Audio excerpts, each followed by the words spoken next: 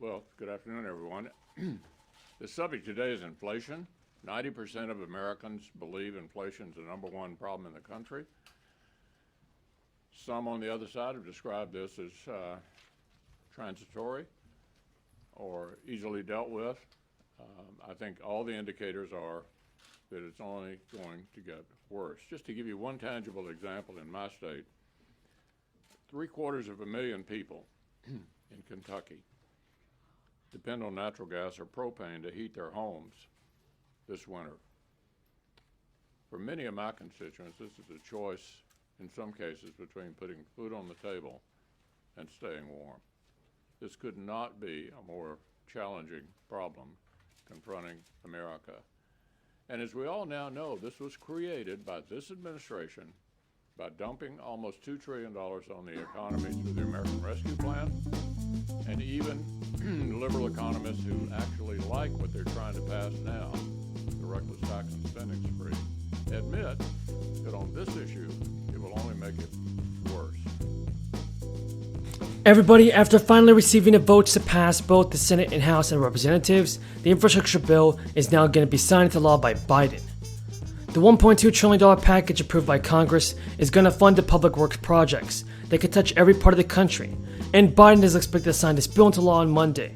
The new Infrastructure Investment and Jobs Act of 2021 is also designed to tackle big-ticket items, like expanding high-speed internet and building better airports.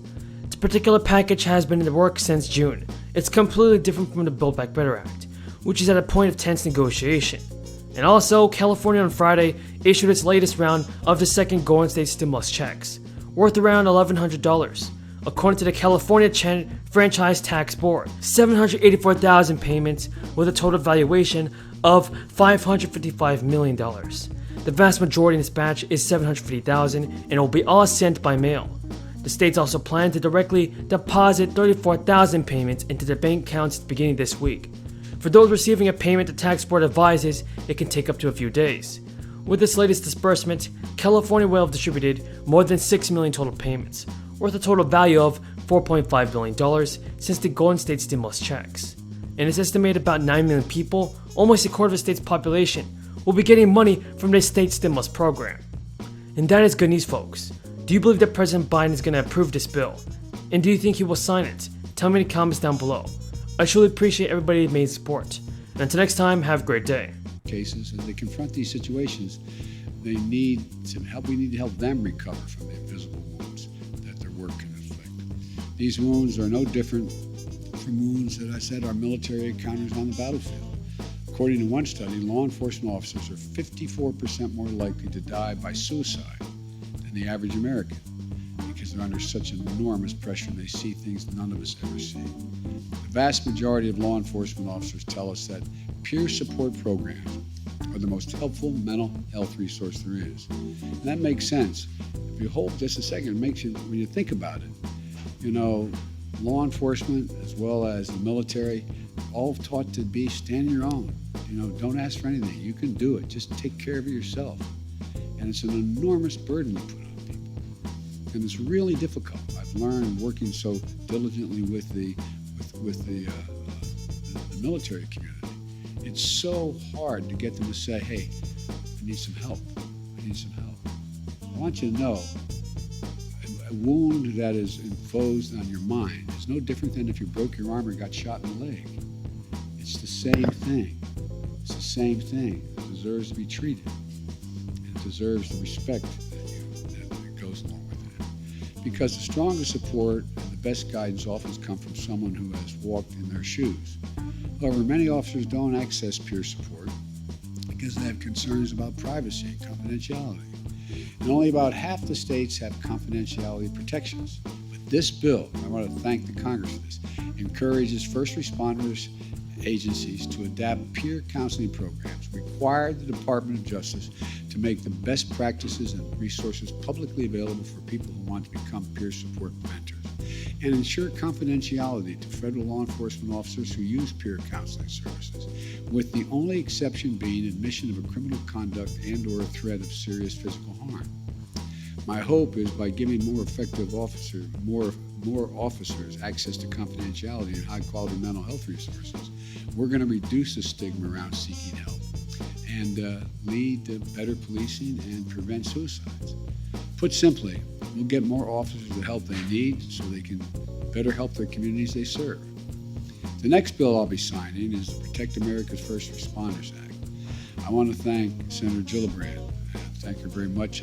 And Bill, I want to thank you, Pasquale, and Brian Fitzpatrick, Joe Courtney. They're all near neighbors where I used to represent, for their leadership in supporting those who are disabled or killed in the service of the community.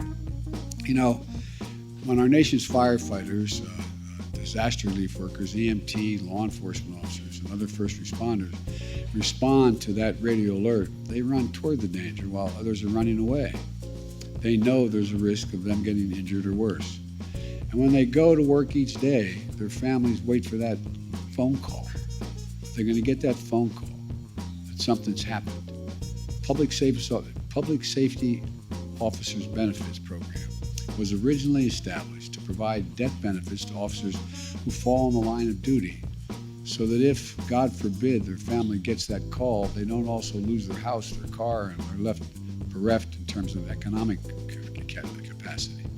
It has since been expanded to provide disability and education benefits, and increases the number of first responders who are eligible, including children born after the fact.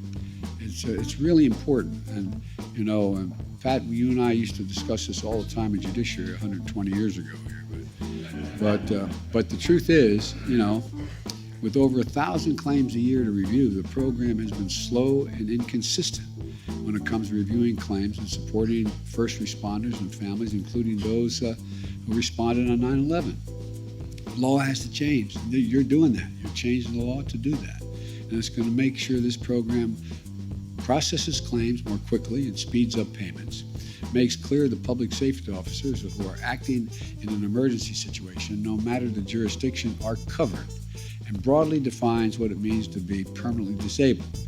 Before this law, first responders permanently disabled in the line of duty were only eligible for benefits programs if they could never again perform any of the compensated work that they performed.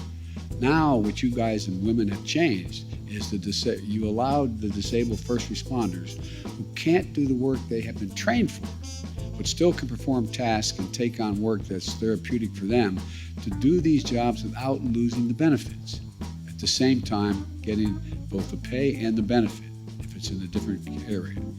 There's a line inscribed in the National Law Enforcement Officers